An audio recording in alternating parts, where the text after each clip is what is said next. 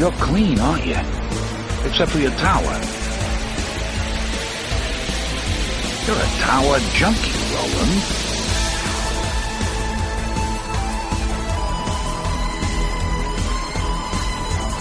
Hello and welcome to Tower Junkies, presented by ObsessiveViewer.com. Tower Junkies is a podcast celebrating the work of Stephen King with an occasional focus on his magnum opus, The Dark Tower series. We discuss the themes, characters, and mythology of the series in Palaver episodes, and review the books and comic series in Kef episodes. We also discuss non-Tower King novels, TV and film adaptations of King's work, and the latest news about all things that serve the King. You can find more of our work at TowerJunkiesPod.com. Follow us on every level of social media at TowerJunkiesPod. And also, support us on Patreon at patreon.com/obsessiveviewer with, for exclusive, content recorded specifically for Patreon supporters. And at the $5 and $10 levels, or 5 and above levels, the $5 and above levels, you get access to exclusive, commentary tracks and unreleased or early access episodes of the podcasts. So that's again at patreon.com/obsessiveviewer. And yeah, I'm one of your hosts, Matt Hurt, and with me today, as usual, is Tiny. What's up? Hi, Tiny. How's it going? Hi. Who's that? Oh, God. We are off to a great start here. So, yeah, so that, hi, Tiny. It's everything going well? Hi, yeah, good. Nice. Well, I am good, too. Nice. And, I wanted to say this before we get finish out the introduction and everything, but you can also buy merch for Tower Junkies at our TeePublic store, link in the show notes, and also that includes masks and everything, because the pandemic is still happening. So you can go to tinyurl.com/ovmasks and or just search for Tower Junkies on teepublic.com, which is teepublic.com. And thank you to whoever bought a mask, a shirt, and a magnet, because I got that email and I was delighted. So thank you so much. Sweet. Yeah. I mean, thank you to all of the slew of listeners who are buying our merch so frequently that I can't even keep track of it and everything. So again, that's teepublic.com. Just type in Obsessive Viewer or Tower Junkies. Nice. So Tiny, today on the podcast, do you want to tell people what we are doing? We are going to be reviewing the first 3 episodes of the 2020 version of the Stand miniseries. Yes, which is currently airing on CBS All-Access. The episodes we're going to be covering today, as Tiny mentioned, is episodes 1 through 3, The End, Pocket Savior, and Blank Page. So I am super excited to finally get to this stage of our long-running Stand review series and everything. I do want to mention that I had originally had the thought that I would try to do a special episode or a solo episode covering the comic series. I read the first not first issue, but the first series of comics. It's split into like 5 or 6 different books, essentially.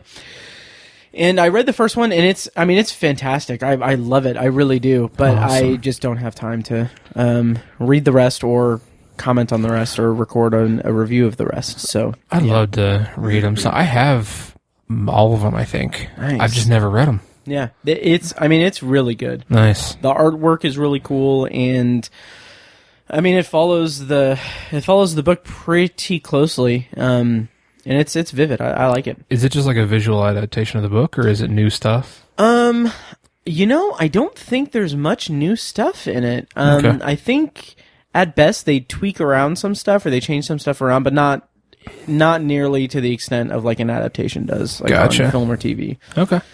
So I recommend it. Cool. Yeah, but so let's talk about Stephen King news and check-ins. I always forget which we do first, so I do have a couple of news items. I'll do that, and then we can go into check-ins if that's okay. Yeah, go for it, bro. Okay. Do you have any news or anything? No news. Okay. So I just have a couple of things. One isn't even Stephen King related. It's just CBS All-Access related. CBS All-Access is being rebranded to Paramount Plus on March 4th. Okay. So this is like their long, like they talked about it last year. CBS All Access is going to be no more. Instead, it's going to be Paramount Plus, which is going to have all of CBS All Access plus I believe Paramount's like cataloged like their library of films throughout history and everything. So I don't know offhand like what all is going to be on there, but it's exciting. I mean, hopefully it works out for them. I think it's their play to make more of a dent in the streaming platform thing, kind of in the same way that like HBO Max had like a launch where it's like all encompassing everything. So, okay.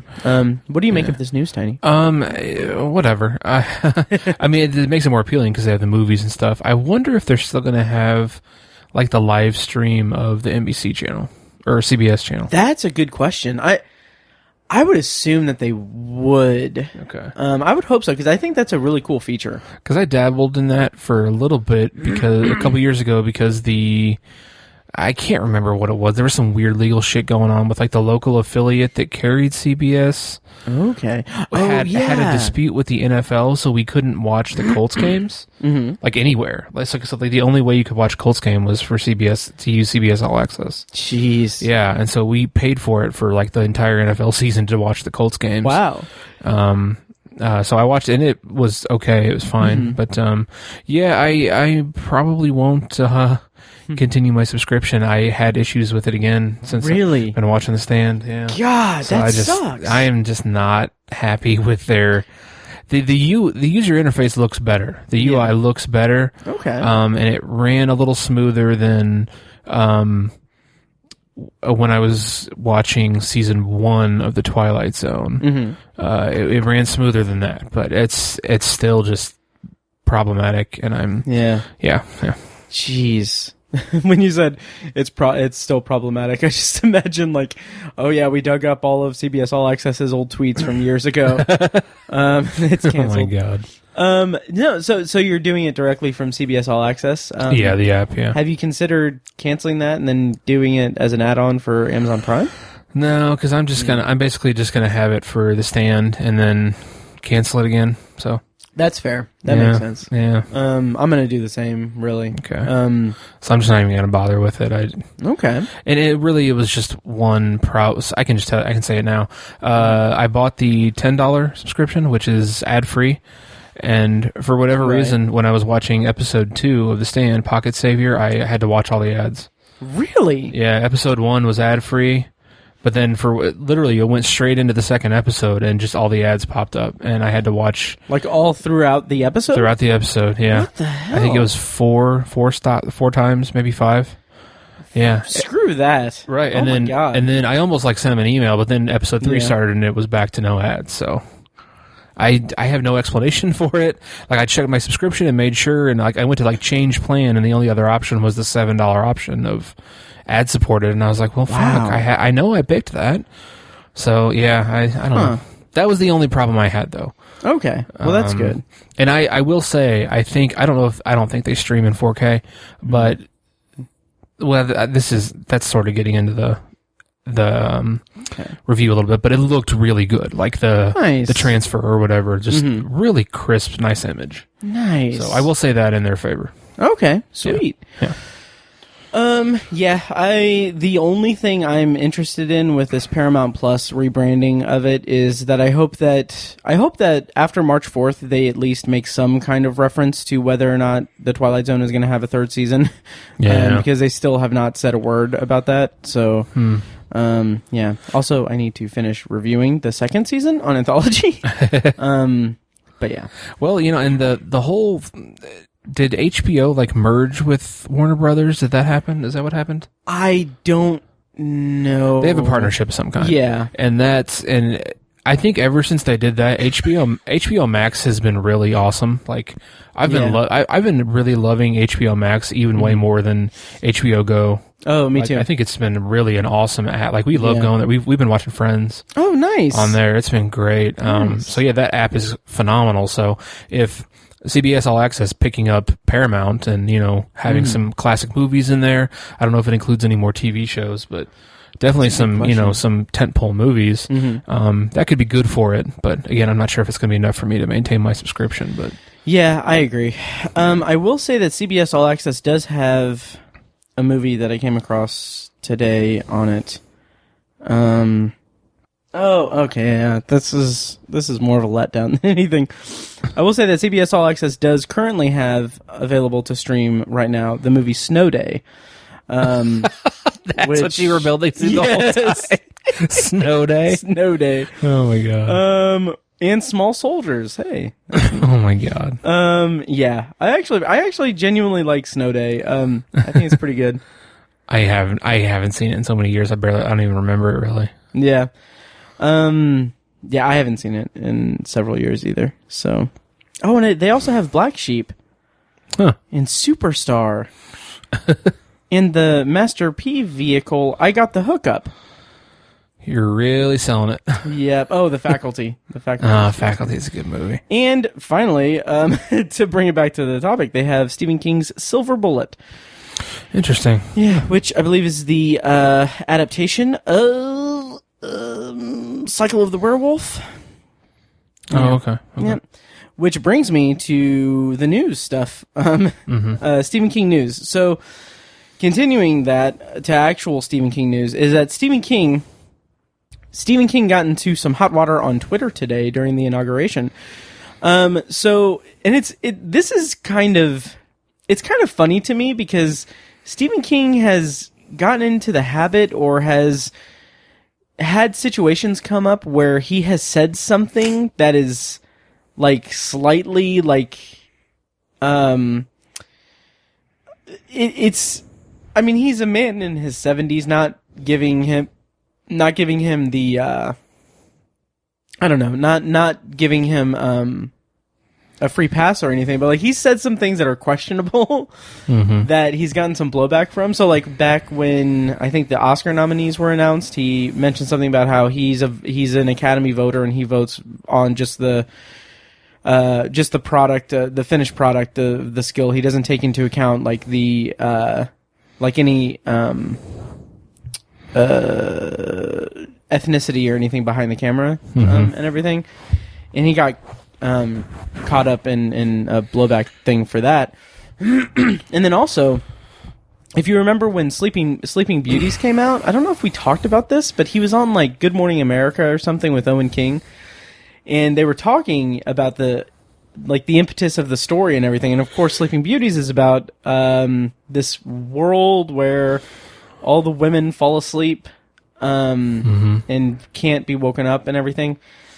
So he said something on there where he said something to the effect of, yeah, and so my mind just kind of went crazy with that when we were talking about the idea, and just imagining like like a world where like you know, laundry isn't getting done and dinner isn't getting made. Oh my god. I don't think he said it that like directly, like everything like offensively, but like that was the kind of impression that the internet kind of and when Owen pitched this idea to me, when he brought this idea up, I just, you know, all the lights went green inside my head, and I said, there are so many things you could do with this. I mean, first of all, how would men fold their shirts? You know, who would clean the ring in the toilet? Because all these things that men don't do. And I thought, we got a real possibility. With that didn't cause any big blowback. But the latest thing, and again, not giving him, like, I'm not giving him a free pass or anything. I just think that he's just an old man at this point. So he had retweeted a tweet from Kayleigh McEnany, the former press secretary from the former administration. That's awesome. Where she said something like, at the podium, I had the great privilege of sharing stories of the forgotten men and women of America, stories the media too often ignores. I also lied through my teeth, and I was a terrible instigator for the lies of the... Oh, wait, no, never mind. She didn't say all that. So anyway... he had retweeted that and said, enjoy your next job as a cocktail waitress in Tampa. Oh, shit. And like that's an interesting burn. But that got some blowback because it was like, that's pretty misogynistic to just, and classist to do, like, to say that, oh, she's not going to be worth anything except for being a cocktail waitress, because they, like, cocktail waitresses work their ass off and everything, blah, blah, blah.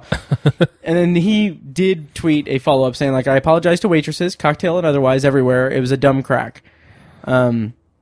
So yeah, but anyway, how do you feel about that?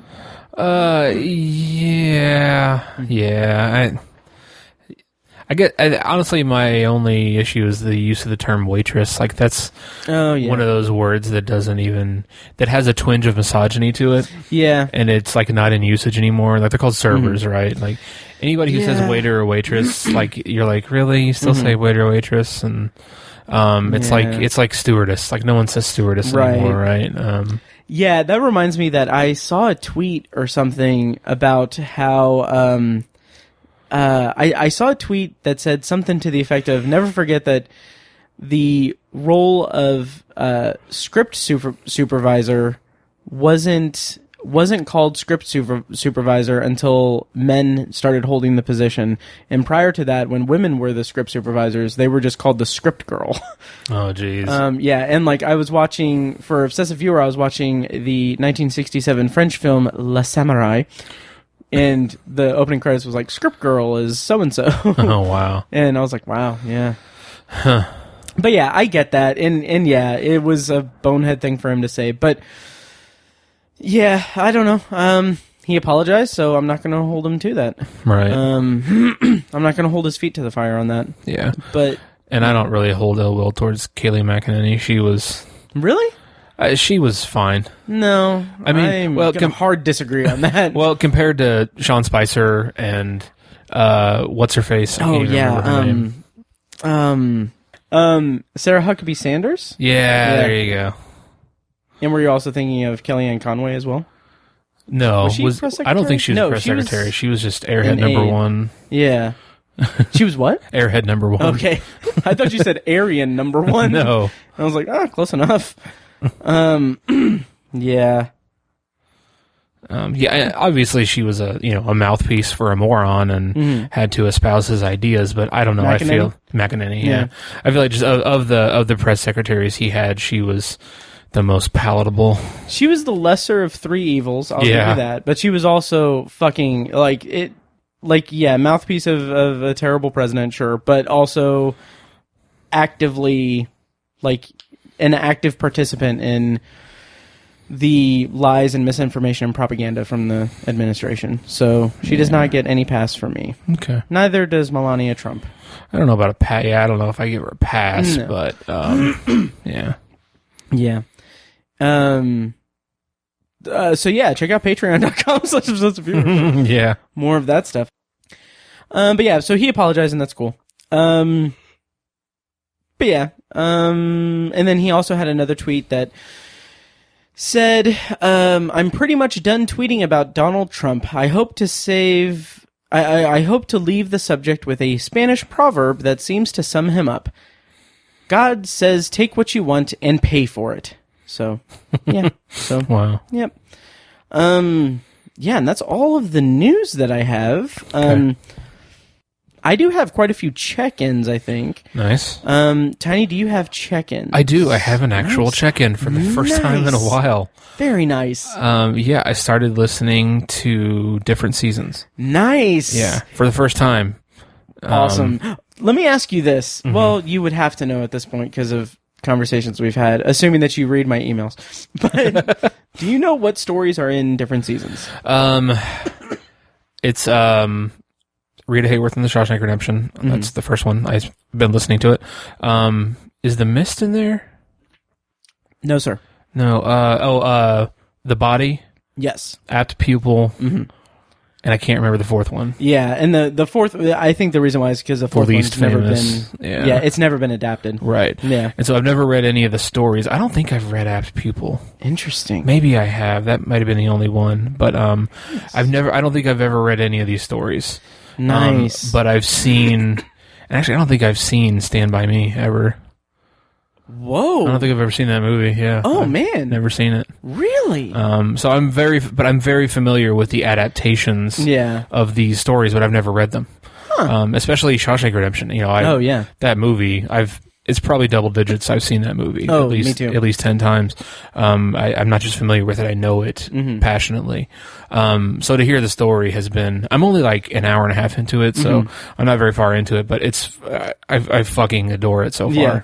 Just the extra detail of stuff that wasn't in the movie. I'm in love with it right now. So yeah, we will we will be discussing these stories at a later date. We will in the podcast, but so the thing that Rita Hayworth in Shawshank Redemption was the first of like the first. I read it too, and what just struck me was like I did not realize just how like keenly aware of everything Darabont was when he adapts King. Mm-hmm. Like I was just blown away by just how exact it is to the page. Yeah. So yeah. Yeah, it's incredibly faithful so far. Yep. Yeah. Yeah, good stuff. Good stuff. So I'm glad you're liking it. Mm-hmm. Yeah. Any other check-ins? That's it. That's all I have. Yeah. Nice. So I have a couple of check-ins. So, as you may know, did I talk about this last time? I was recovering from COVID, or I had COVID, and I decided that I didn't have the attention span or the inclination or the temperament to like sit down and watch movies. So I ended up like I was feeling very down and upset and angry because I had COVID and I've done everything to prevent getting COVID. Mm-hmm. And so as a comfort thing, and I apologize if I'm restating things that I said in the last episode, but as a comfort thing, I decided to break out the short story collections of Stephen King, and I listened to and read several of them. Like I listened to different seasons, 4 Past Midnight, and Nightmares and Dreamscapes. That's the one that I read the physical copy of. Mm-hmm. Because Audible's weird. Audible has Nightmares and Dreamscapes and Night Shift. They have those broken up into like 3 different audiobook collections. Oh, I didn't know that. Yeah, and I'm like, I have the paperbacks on the shelf in my apartment. I'm not going to spend 3 credits on a single collection. I'm just going to read it old school. Yeah. But yeah, oh God, and it was a fun journey through some of his short fiction because I knew that a lot of his short fiction is celebrated. And the thing that I really loved about going through that was that, I mean, it's just a taste of his style and everything in each installment. And I'm just like, I love it so much. Nice. But I will say, to highlight one of his novellas from 4 Past Midnight. 4 Past Midnight's interesting because it's a collection of 4 novellas, and the same as Different Seasons is, but Different Seasons is not horror, essentially. It's more drama and everything. Right. And 4 Past Midnight is more like, it's like the horror version of like that setup of 4 novellas and everything. Mm-hmm. So the first one, and I honestly can't remember if I talked about it last episode, so I'll be brief, but the first one in 4 Past Midnight is The Langoliers. Mm-hmm. And God, it's such a joy. I love it so much. It's not the best written one, but it's just right up my alley. Sweet. But it's funny because Willem Dafoe does the narration on Audible for it, and like a peek behind the curtain, I have a folder of less than legally downloaded audiobooks from Stephen King, specifically so I can just listen to something while I sleep or while it's playing in the background while I do work or something, just kind of passively listening. Right. Without affecting my Audible stats. So, but like, I had thrown on 4 Past Midnight, like, after I finished listening to it on Audible, and like, I've gotten into this habit of just trying to imitate Willem Dafoe saying the title of the book, of the novella, because he has such a gruff and gravelly and distinctive voice, and also it just feels like it's so dated. Like, it feels like it was, I think the subject matter of the story feels like it's at home in like the 90s or whenever it was written, but the way that he speaks when he says the title just sounds like very much like it was recorded in the 90s. But I'll try to do a stupid imitation of it because I'm an idiot. But I will go around my apartment and just go, the Langoliers! So dumb. Oh my god. But yeah. Anyway, I love the Langoliers, though. It's awesome. Sweet. Yeah, but for my actual check-in for a couple of things, I started re-listening to The Dead Zone, and I tweeted, because we're recording this January 20th, which was the inauguration of the 46th president, Mr. Joseph R. Biden Jr. Mm-hmm. And so I tweeted when I started The Dead Zone, I tweeted and said, for some reason I feel compelled to revisit The Dead Zone this week. Not sure why. Anyway, looking forward to re-listening to the story of a corrupt and evil politician's eventual downfall. So I was really proud of that. Nice. Yeah, and I really like The Dead Zone, and I'm glad that I am revisiting it. It's a great book. It totally is. Yeah. And I also rewatched Sometimes They Come Back, and I got halfway through the Langoliers miniseries. So I'll report back on a later date on those. Cool. But those are my check-ins. Nice. There are many like it, but those ones are mine. Yeah, so that's exciting. I'm excited for you. I'm excited to talk to you about different seasons in one form or another at some point. Me too. Or another. Okay, so those are my check-ins, and those are our check-ins and our Stephen King news. But before we get into the reviews for this episode, I want to mention the results of our very popular poll for what book and movie we should prioritize reviewing in 2021. And we had a list of several books we had like 8 different books that we wanted to give the listeners a chance to tell us which one they want us to prioritize. So what I did was I went on to Twitter and I made a Twitter poll, which apparently you can only have 4 options on a Twitter poll. So I made 2 tweets, and so we got 2 results for 2 books and 2 movies for us to cover at some point in 2021. Okay. So I'm going to announce those books and movies now. So I don't know when this will happen, but at some point in 2021, we are going to prioritize reading the novel and watching the movie and reviewing both on the podcast of Needful Things. Mm-hmm. And then also, since there were 2 polls, Dreamcatcher, which should be fun. Yeah. So those are the results of the listener polls. Needful Things and Dreamcatcher. Tiny, how do you feel about those 2 selections? I'm looking forward to Needful Things, like I said, because it's a Castle Rock story. Mm-hmm. Dreamcatcher, whatever. I've read it and seen the movie. So you've read it before? Yeah, but it's been. I honestly don't remember much of it, and I remember like I didn't hate it or anything. Like I didn't think it was bad. It wasn't particularly memorable. Okay. Yeah, I agree. I listened to it like last year, kind of on a whim. And I think the most interesting thing that I'll have to say about it at this point is that I just think it's an interesting counter to the Tommyknockers, because it's another alien story and another story where Stephen King was stoned out of his mind. Yeah. This time it was because of painkillers. Right. So I think those are some interesting. There are some interesting. What's the word I'm looking for?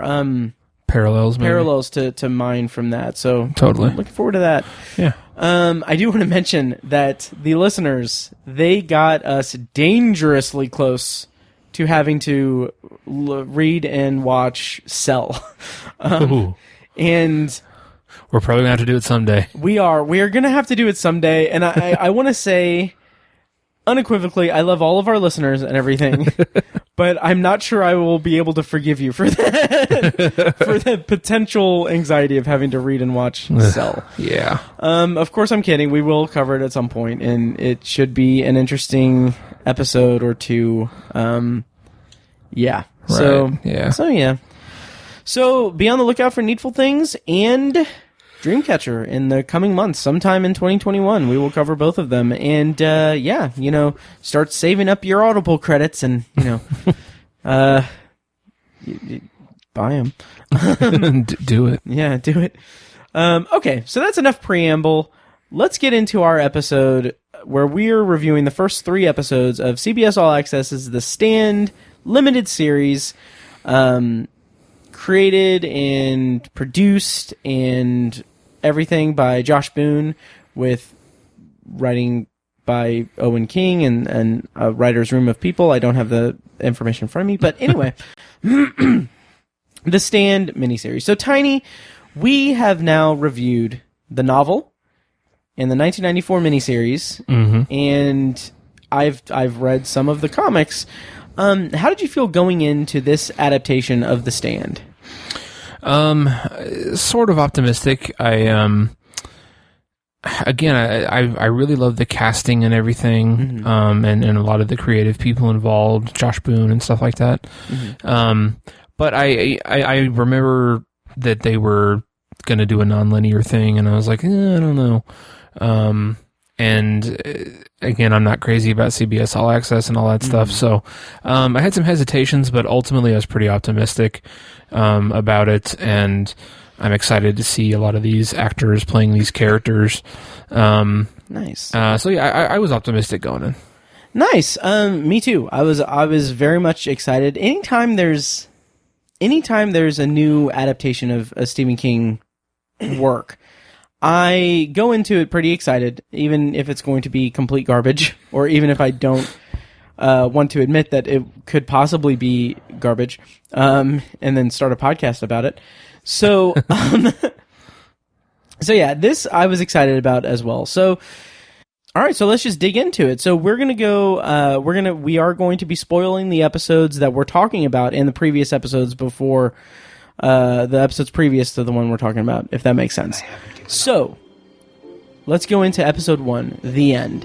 Franny, we're the only ones left alive in this whole town. And assuming there's nothing special about this place, which I think we both know is a pretty safe assumption, that means the fatality rate for this virus is well over 99%. It means we can't afford to lose a single person. It means... For the future. Yes. Us.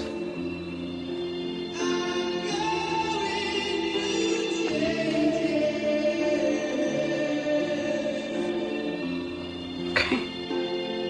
Let's hear your plan. This episode of CBS All Access is The Stand, aired on December 16th, 2020.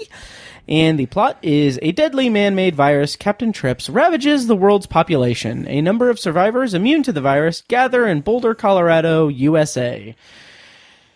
So, Tiny, our first episode of CBS All Access is The Stand. How did you feel about it overall? And let's discuss it. I actually really liked the episode. Nice. I think the first third of it, I thought dragged a little bit. Most notably, the stuff in Algonquin was kind of just dragged a little bit. I wasn't really that into it, but I feel like once they started kind of bouncing back and forth more, and they started going into Harold's psychosis or craziness or whatever, I just really got into it. I loved the structure of that. I towards the end of the episode, I really started to change my mind on the nonlinear thing, because I actually thought it was really effective. But I'm also hesitant to say that, because I think part of the reason why I'm more receptive to it than others might be is that I've read the book 3 or 4 times and seen the old series a couple of times. So it's like I have such a familiarity with the content that I don't mind that it's broken up like that, whereas someone else who's maybe only read the book once and it was 15 years ago or something, they may not like that, or someone who's just come into it and has no experience with The Stand at all. Right. So it's hard to separate my opinion from that, I guess. I'll put it that way. But it's really working for me. Nice. It's really working for me. And just seeing all the, I think all the actors did a great job too. And this clearly has a much, much higher budget. This feels more like a, golden age of television kind of TV show, as opposed to the low budget campiness of the 90s series. I feel like The Stand really deserves that, and it's great to see it without any camp on it. I guess I'll put it that way. Yeah, I agree with you. I loved this first episode. I honestly did. The nonlinear format I found very striking in a surprising way. For this episode specifically, we'll talk more about the structure as we progress through this review series. But in this first episode, I was so charmed by it, and I posted a post about this to this effect. I was really charmed, and I found it fascinating the way that this adaptation, like my post overall was saying that I really like the continued conversation that's occurring between Stephen King and The Stand and Lost.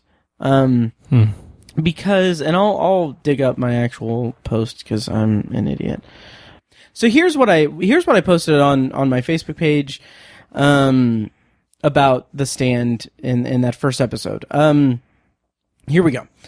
There's something really special about the cyclical conversation existing between The Stand and Lost. Stephen King was a huge influence on Lost, and in particular, The Stand's battle of good versus evil was a massive inspiration on Lost's writers. I remember hearing that a copy of The Stand was always in the Lost writers' room while they were producing the show, and I mean, Charlie Pace is basically Larry Underwood. So I just think it's really cool and special that now we have a new adaptation of The Stand that not only adopts Lost's nonlinear structure, but also has its premiere episode share the same title as Lost's series finale, which is The End. Pretty cool, and I really enjoyed the first episode.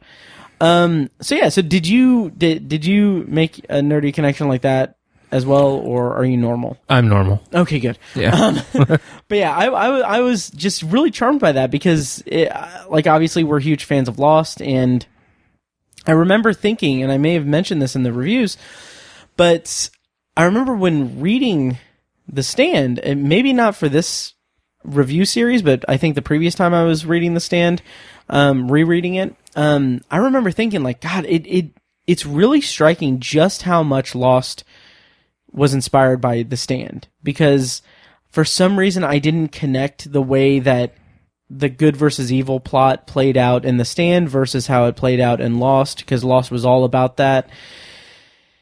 And it was just really striking to me. So, like, going into this adaptation with this nonlinear structure and having flashbacks, I was like, this is the way to do it in a weird way. Like, it's very unique, and I don't know if it's intentional or not, but it's paying homage to something that paid homage to the source material. I really like that cyclical kind of conversation existing between these two properties that I love. That was the first episode, at least. So we'll talk more as we progress.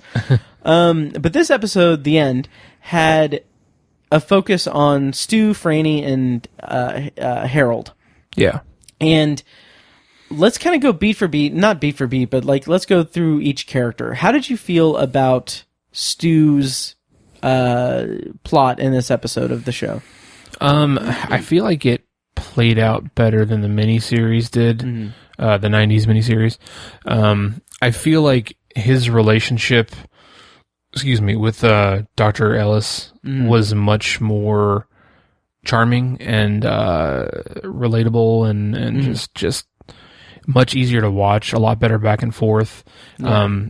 Gary Sinise as Stu Redman was much more antagonistic and had much more, a lot more things to say. And the conclusion of that in the book is it's very violent, and it's and in the miniseries, similar from the 90s, anyways. But so this one was it felt much more. While it didn't have as much drama as those, I feel like the conclusion of Stu's story in this episode was just so cool.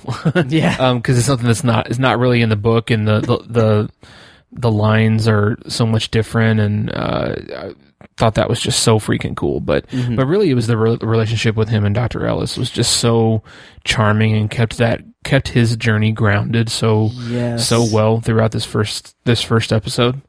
I really loved that. Me too. I honestly think that maybe like the MVP of this episode of the show is Hamish Linklater, who plays Dr. Ellis. Mm-hmm. There is something about his performance that is just so down to earth and disarming to Stu and the audience.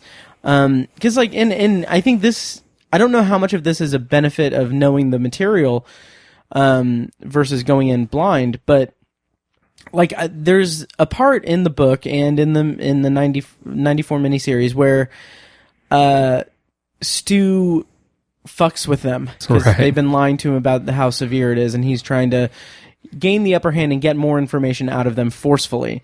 And that's not in this episode. That's not in this adaptation. And I think that that's a really wise decision, because what I think the relationship between Dr. Ellis and Stu is signifying is this connection that's formed between them, like this friendship between these two people in this completely dire situation and unprecedented, to use a word from 2020. That was used to death. But this completely unprecedented event, in using that to humanize the story, it's a really strong way to write the Stu character and set him up to be one of the central figures of, the fight against between good and evil in The Stand. Like, it's just a really unique way to develop that character. And I've got to say, and this is kind of putting, like, I don't know, I'm jumping around a little bit. It's kind of going outside of the storyline of Stu in general, but overall, like, this nonlinear story in this episode, I really was taken with it, because my main concern with having a nonlinear structure and having flashbacks and everything was that they weren't going to be able to develop the characters in a unique way or in a strong way if they're constantly going back to the outbreak and the first third of the story chronologically. But and another fear was that they weren't going to have like enough of the outbreak and enough of their individual triumphs and tribulations as they're kind of navigating the post Captain Trips world on their way to Boulder.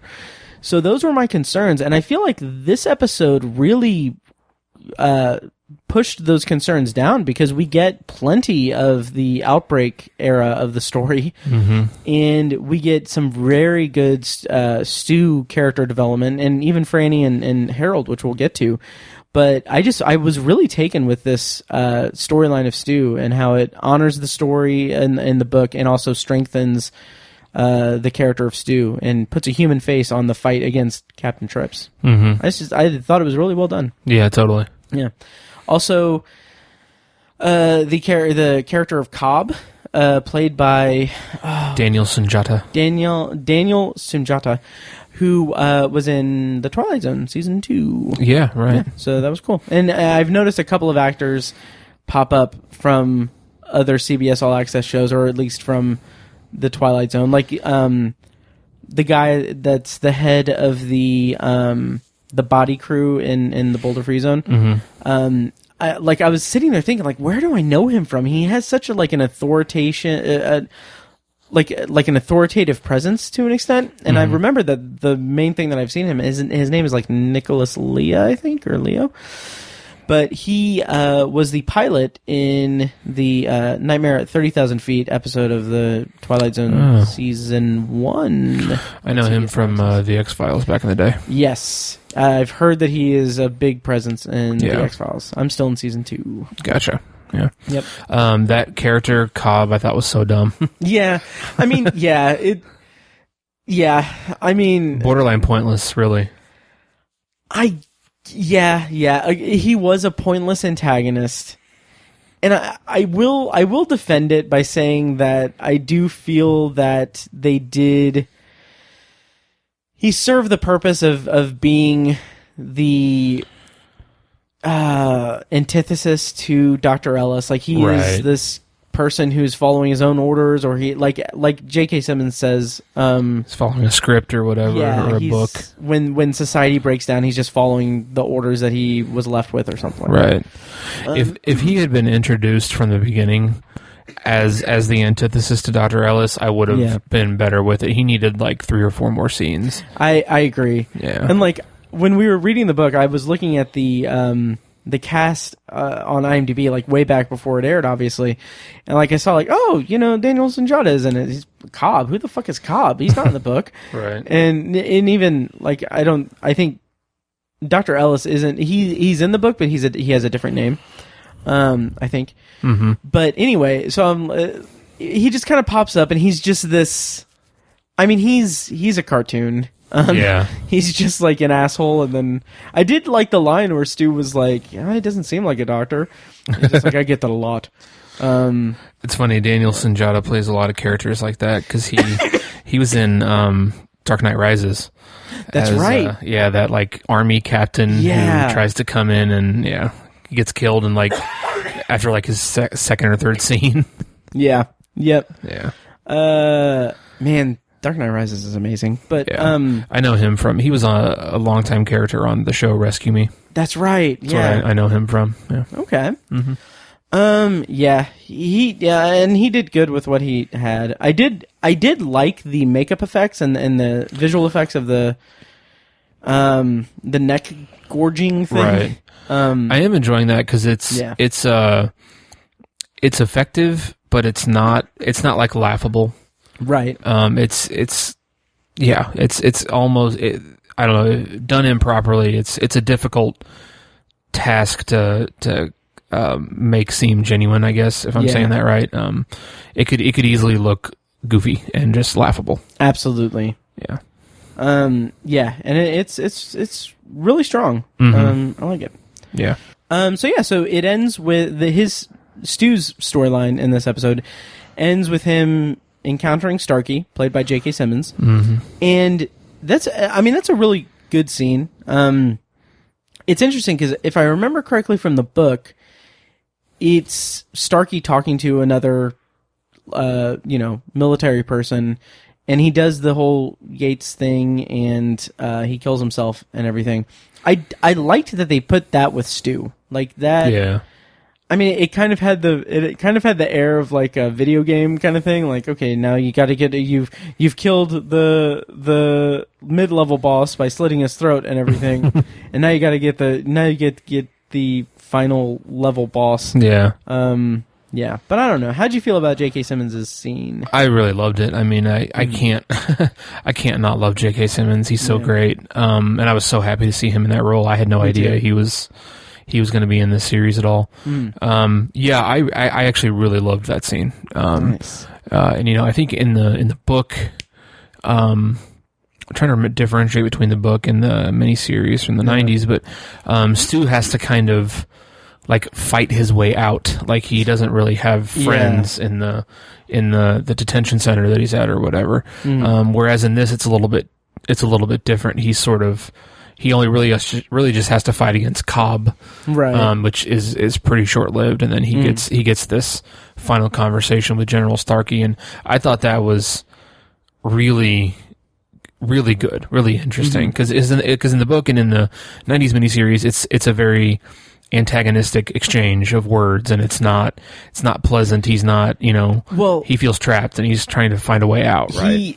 He doesn't interact with Starkey at all in right, either, I think. But I'm saying when he gets out though, like I can't remember which character it is in the book, but it's the guy comes in there with a gun to kill him. Right. Yeah, I think so. I can't remember. Yeah. The way I remember it is just Starkey is talking to another kind of mid-level military guy, and then it's leading up to him killing himself. Right. But in the book, it's some other guy comes into his holding room to basically kill him with a gun. Okay, it comes into Stu's holding room. Stu's holding room. Yes. Okay. Now I'm following. Right. Yeah. I agree. I think that's the case. Yeah. Right. But in this one, it's different. He has this. He gets this information. It doesn't have this antagonistic thing to it. Right. Starkey's just letting him go. Yeah. I thought it was a good way to do it. I think I really liked it actually. Yeah, I agree. Really cool stuff. And do we have any? The set also was super cool. Yeah, I was kind of. I wouldn't say nervous about it, but when I saw the production stills that were released a few months ago, when I saw like that almost futuristic, but not really futuristic, like that, the very like cold, like like cold, was it exposed concrete walls? Yeah, concrete walls, and with like the red lights and everything. It just felt like, oh, he's like in a futuristic compound or something. Right. But I think it really worked in the context of the episode. Definitely. Yeah. And anything else on Stu, or should we move on to Harold? I think we should move on to the other two. Yeah. Okay. Before we do that, I do want to mention: did you catch the voice cameo of the President of the United States in this episode? No, I meant to look it up. It sounded familiar, but I don't know who it was. I haven't confirmed it, but it's definitely Bryan Cranston. Bryan Cranston. That's what I thought, but I didn't. Yeah. Like I was so tickled by that. Yeah. And I think he did a good job. Oh yeah. Yeah. So, Fran and Harold. Let's start with Fran, and then we'll pivot to Harold, because Harold has kind of arguably the biggest arc of this episode. Mm-hmm.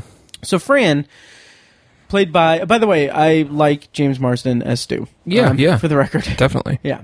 So Fran Goldsmith is played by, oh my God, Odessa Young. Odessa Young.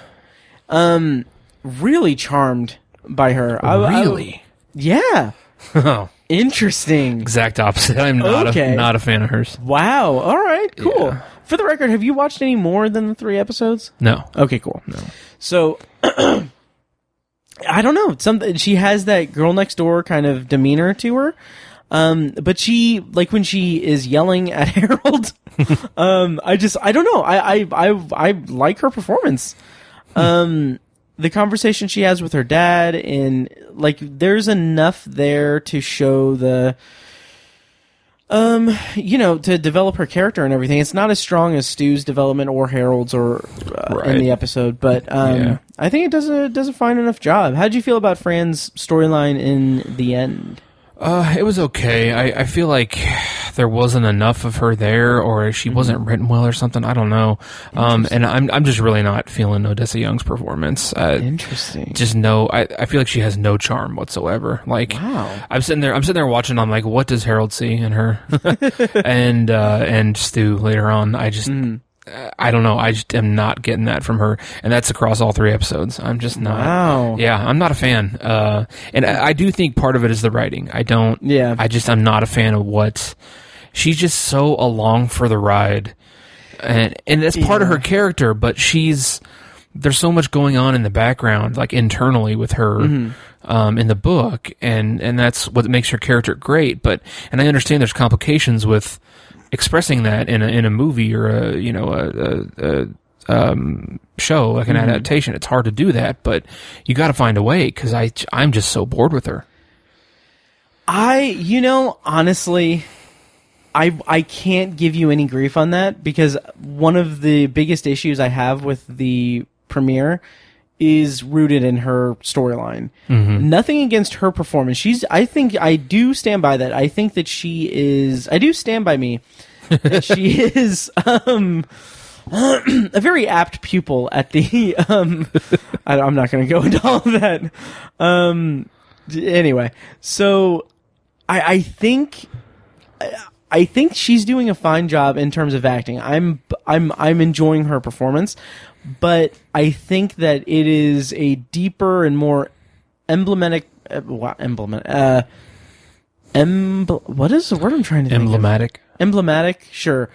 Problem of the writing structure itself and everything. That this is like her storyline in the first episode is the first inkling I get where, okay, this nonlinear structure doesn't work for me. Is potentially not going to work for me, because that conversation with her dad in the garden, there's nothing about the pregnancy.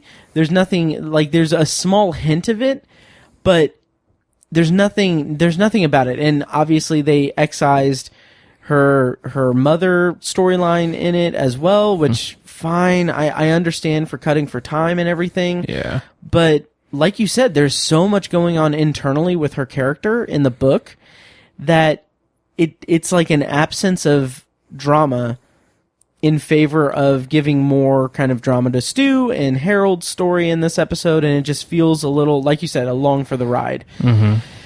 And my biggest complaint, and it's something that's emblematic of the structure being a problem later on in future episodes that we'll discuss, but like that lack of having any definable inclination or having like hiding the pregnancy storyline essentially, because we don't like we see her pregnant in the Boulder Free Zone scene with Stu, and it's like at that point I don't like it just feels like, okay, this is going to be kind of a mess, because why is this treated like it's some kind of mystery? Like why? And maybe it is more of a like an overt influence from Lost, because Lost was famous and infamous for this type of thing. But like we're following these characters throughout their flashbacks and everything, and then suddenly we see like, the big reveal is that Stu is with Fran, and Harold is upset and he's planning to kill Stu and everything. It's like there's not enough, and also Fran's pregnant.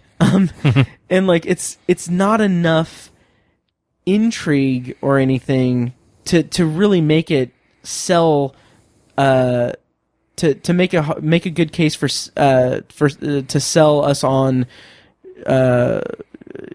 concealing the pregnancy storyline for a reveal. That just felt a little disingenuous to the character and to the storyline itself. Yeah, the whole the last like third of the episode where Harold is devolving and we haven't gotten his character yet, but that part and like where he bumps into Stu and Franny and she's pregnant, like you were talking about, that was a huge payoff for questions that we hadn't been asked yet. Yeah. And that was the problem with the nonlinear storytelling. And so again, for people like you and me who are deeply familiar with this material, we can really enjoy it. And I fucking loved that part. That was my favorite part of the episode by far. Just the back and forth of him going devolving and practicing smiling in the mirror, and he's typing his manifesto out and everything. His voiceover, I really just loved all that. I thought it was great. I was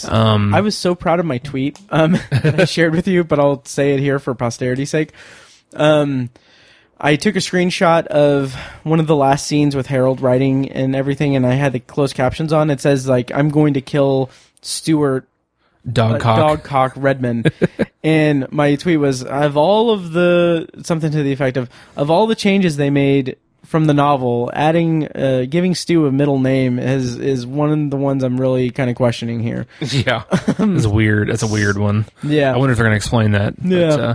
But yeah, I really love that. But again, it was like a big payoff for character development that hasn't happened yet. And yes, and that's the problem. Like, I think people who are coming to this without experience are like, whoa, that's kind of a big jump there. What the hell happened, and what's the problem here? But that was not present in the 90s miniseries. They didn't show that devolvement. I don't even think that's a word of Harold. And I just love that part of the book. And I've always wanted to see that in a series, and they didn't do that in the 90s. But Owen Teague did such a great job with it, and I loved the writing and all that. So I was so happy with that, but it just feels out of place. Absolutely. It's something that we'll talk more in depth about the structure, but I think that as we go through more episodes, the kind of thing that develops in my brain as a criticism for the structure that they're using is that it seems to presuppose, or it's presuming that the audience knows the story. Yeah. It's presuming that the audience is familiar with it, which is, in my opinion, just poor storytelling. Yeah. Like, if the onus is on the viewer to think like, oh yes, well, Harold is going to go crazy, and Harold is a threat and everything. It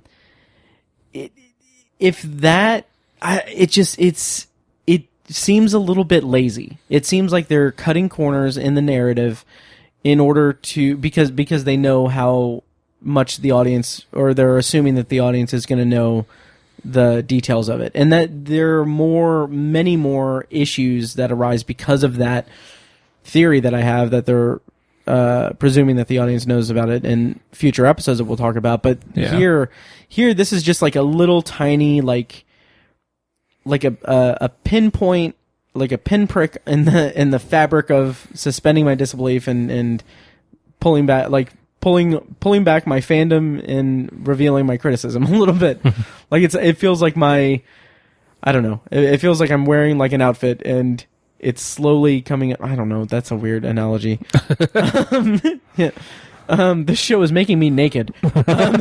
No, it's just, it's something that wasn't as present in my viewing of the first episode, but as we progress, it's going to be more of an issue as we discuss future episodes. Right. Yeah, I agree. Yeah.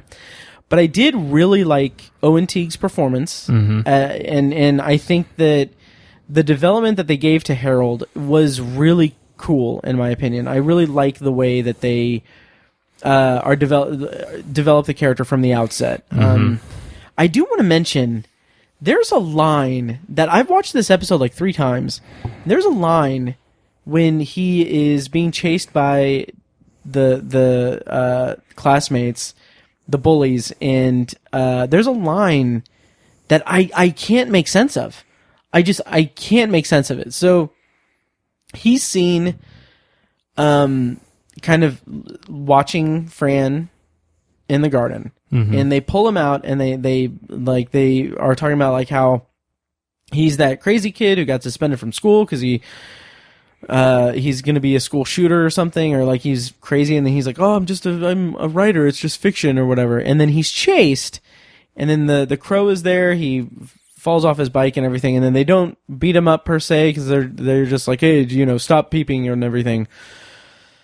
But one of them says, "That's our mother, for God's sake," or something like that, or that's a mother for God's sake, or something. And I'm like, I put on closed captions and everything, and I'm like, what? That makes no sense to me whatsoever, because he's not related to Harold. He's not related to Fran, and obviously Fran is not his mother. And he was only watching Fran and her dad, and like that, it just did not. I'm baffled by it. I did not pick up on that line, or okay. I don't remember it. Okay, if any listener out here can shed some light on this, because I was so confused by it. Huh. Let me get a timestamp. Yeah, that scene did seem a little forced to me, and sort of very stereotypical. Yeah. But I did like the backstory it gave for Harold, because that's not in the book, that he, presumably what they're referring to is that he wrote some kind of story and somebody found it where somebody shoots up school or does something dangerous, or, they saw it as a threat and so he got suspended. I think that's great character development for him. Absolutely. And I actually liked that a lot, but it just seemed a little too textbook cliche of a thing where they want to beat the shit out of him, and they're so like comic book bullies. Yeah, they are. And like, as much as I like that chase scene and everything, and I enjoyed that, I mean, it's hard not to think that it was like intentionally, like it feels very much like the show is dipping its toes into like an It type of aesthetic, like coming of age kind of thing. Yeah. And it doesn't really belong there. Yeah. Okay, so the timestamp for this weird ass line is around 5 minutes into the episode, 5 minutes and like 37 seconds, I think, or that's when they're chasing him. And actually, I'll put in post a clip of the line in this episode because we're recording an audio commentary. I ever catch you back in this neighborhood, I'm gonna shove your whole bike up your ass, you hear me? I said you fucking hear me! Good. Fucking better. That's our mom, you twisted little troll. You're gonna die of virgin water, that's for sure. Especially after I post these on Instagram. And then he says, fucking better. That's our mom, you twisted little troll.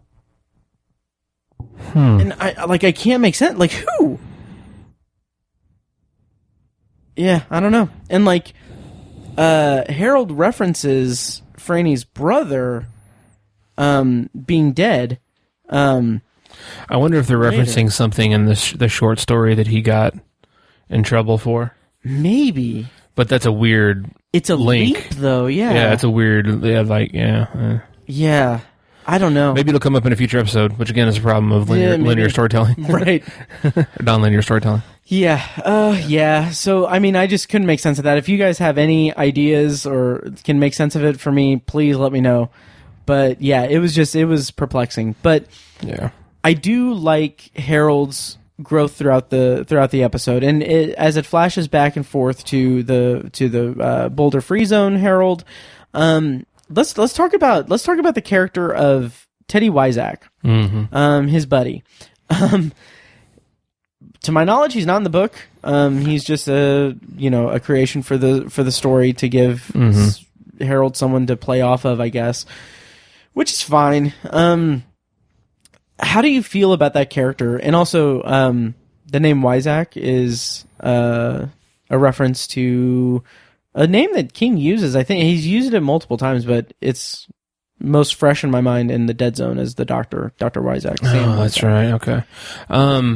Yeah, the character's fine. I was excited to see it because he's played by Ian Bailey, the actor, and I don't know if I've seen.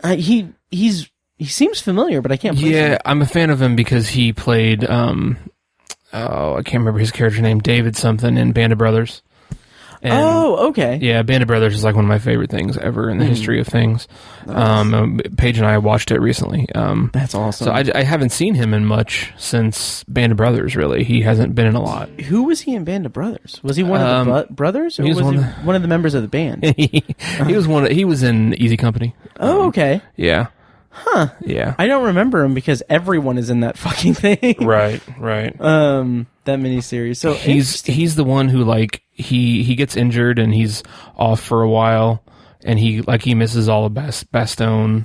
Oh. He's the one who went to college and he speaks German and I will have to rewatch Band of Brothers. Gotcha. I can't remember his character. It's David something. Wyzak? David Kenyon. Oh, okay. Yeah, is the character he played. Yeah, not ringing any bells, but that's interesting. Yeah, huh. I like him as an actor. I think he does a fine job in The Stand. Yeah, so yeah, I'm liking him. I'm liking the character, but I feel like he's going to exist. David Webster. Oh, yeah, Webster is what they call him. Okay. I think his character is going to exist solely as something for Harold to bounce off of, basically, like you were saying. Yeah, earlier. yeah. I will say I really like the idea of him being obsessed with like collecting movies and doing like it's actually pretty charming. Like him like talking about like, oh, I'm gonna have a drive-in movie theater for everyone. Like I like that because that's something that I feel like I would want to do if I was in that position. Totally. Yeah. So anyway, so that's cool. Yep. So Harold's development as vis-a-vis his weird obsession and relationship with Fran. First of all, I do want to mention, I admit this is not going to reflect well on me because I don't know exactly how this factors in the Stephen King world, essentially, but there's a really cool when Harold comes home and he gets a rejection letter from Cemetery Dance. Are you familiar with Cemetery Dance, like publications? No. Okay, it's a real thing. Oh, okay. And they've done like limited edition that, man, now that I'm thinking about it, oh god, they would be so expensive, I'm sure, but limited run editions of like hardcovers of some of Stephen King's books, I think they did like a 25th or something anniversary of it that was like freaking gorgeous, like stunningly gorgeous. But also, I believe, I don't know exactly how he factors in with Cemetery Dance exactly, but the writer Richard Kismar, who Stephen King has collaborated with on Gwendy's Button Box, and the forthcoming Gwendy 3, whatever it's going to be called. But Richard Kismar, I don't know if I'm pronouncing that correctly, I'm sorry, but he is, I think he might be like someone who like is an owner of Cemetery Dance. I don't know, but That's just kind of a cool Easter egg that I stumbled through. So Google it. And please politely correct me. So yeah, that was cool. And I really like Harold's, as you put it, his devolution throughout it. The way, I think that it's very good, very strong character development to have him have like the freak out after he gets home. Like he gets home, he gets the rejection letter, he puts it on his little post, and he freaks. Like I love that just outburst of just anger when he finds like his laptop is broken. Yeah. I love that. And it recurs throughout the episode at least one or two times, where he has this pent up anger. I think that's really good for the character and where the character will eventually lead in the story. Unless they completely change it. Who knows? Yeah. They won't completely change it. I'm sure they won't. But anyway, so yeah, Harold and his relationship and kind of growth with Fran. How did you feel about them together? I feel like it was sort of rushed. I don't know. I didn't, because in the book, he's so obsessed with her, and they, yes, my child. Yes, it's so great in the book, and it's fleshed out really well. But it seemed to be not quite as well fleshed out in this miniseries, or at least in this episode. It's expanded a little more in episode 2. Yeah.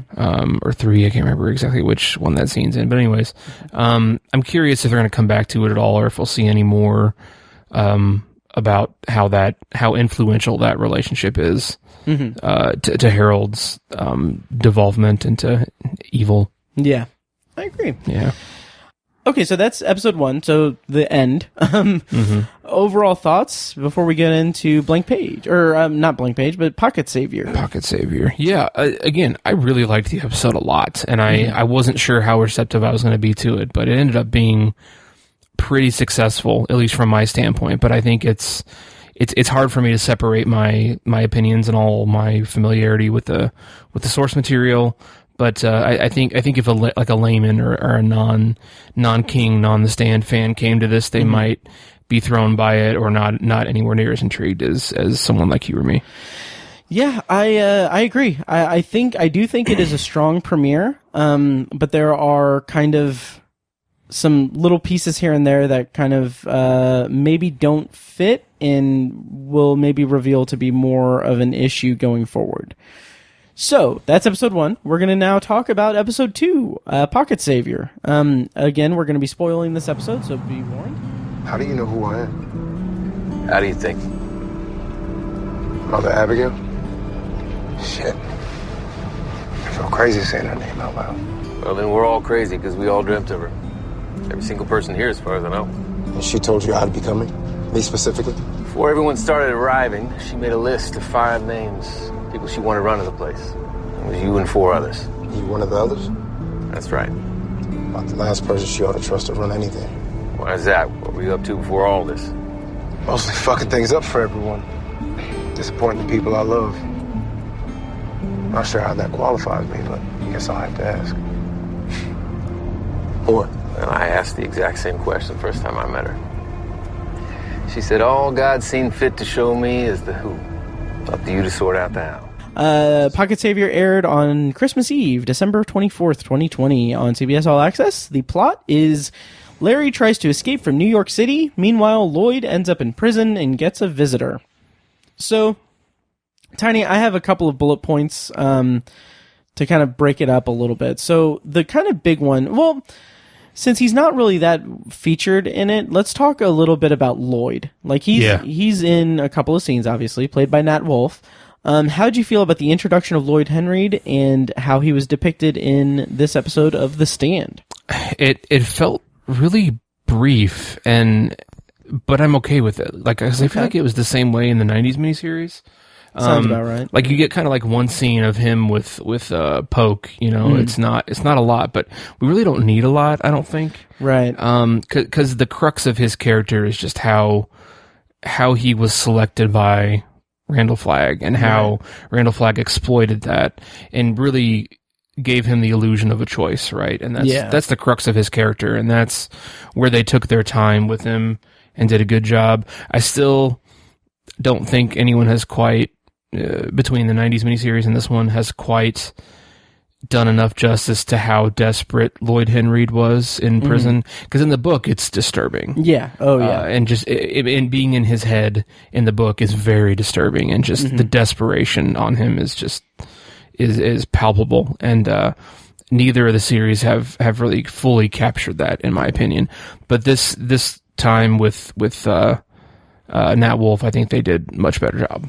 I agree. It's a stronger depiction of it and everything. But I do want to mention that scene with Poke in the convenience store. First of all, I made a note. The actor that plays Poke is Jeremy Jones. Don't know him from anything that I can think of, but he was fantastic in that one scene. Yeah, I thought he was amazing, and I love the way that they played out that scene. Like, he sneezes and kills the customer, and just I love it. I think that it's succinct and it's thrilling in a weirdly, like, morbidly comic, like, dark comic way. I love that. I love that. And it's one instance where I feel like the nonlinear structure is, I mean, it's kind of superfluous to it, but it's interesting enough. Like, I like that our first introduction of Lloyd is him being walked into his cell and then telling his cellmate, like, I'm Lloyd Henreid.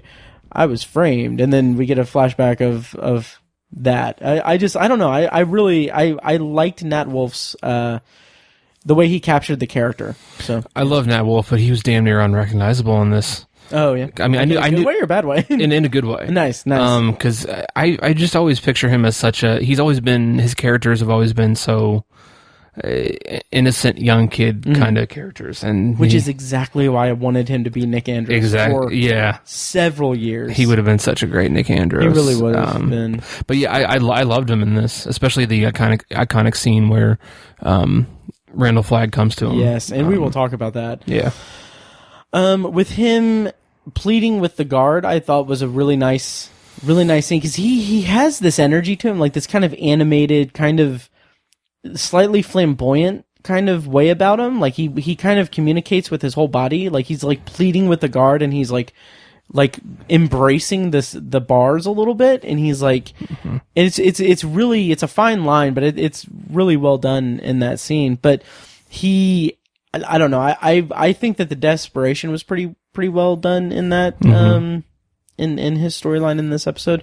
I did like that they went for the kind of, eating a calf, eating the calf of the dead cellmate. I thought that was pretty cool. Yeah, without actually showing it. So right. Any other thoughts on his imprisonment and everything, or should we talk about the big scene with him and Randy? The big scene. Okay. Yeah. So up until this point, we haven't really seen much of Randall Flagg that much. Like, he's been in visions and everything, for the characters. We didn't talk about the ending of the first episode, but that's fine. Right. Just to go back to that real quick, how did you feel about the ending where the last scene of the first episode, we see Campion in the car, and then we like leaving the base? How did you feel about the kind of the shot of Randall Flagg with his foot in the door? How did you feel about that? I thought it was really fun.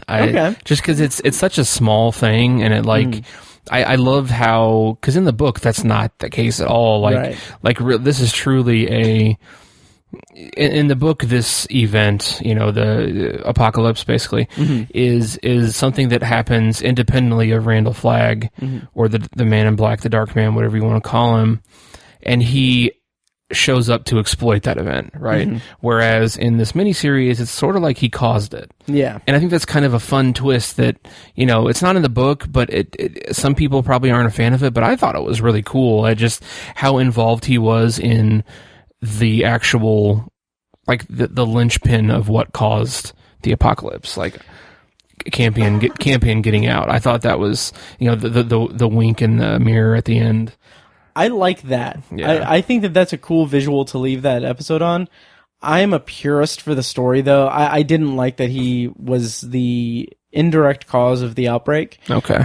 Because I feel like it's a stronger story, or it's a stronger statement to have him be this opportunistic demon person that is just, it makes it a little more, to have him cause it makes it more calculated that he has this following and everything, and he's does this. Because in the book, like, he's like kind of a emperor with no clothes kind of thing. Like, he's fearful that his power isn't that strong. And like here, it's like, okay, well, he is kind of all powerful and everything, but it's also like, it would be better if he was more opportunistic rather than causing it. So I don't know. I see that. Yeah, I can see that. So back to Pocket Savior. The scene at the end with Lloyd and Randall Flagg. How did you feel about Alexander Skarsgård's performance, and how do you feel that he's shaping up as Randall Flagg?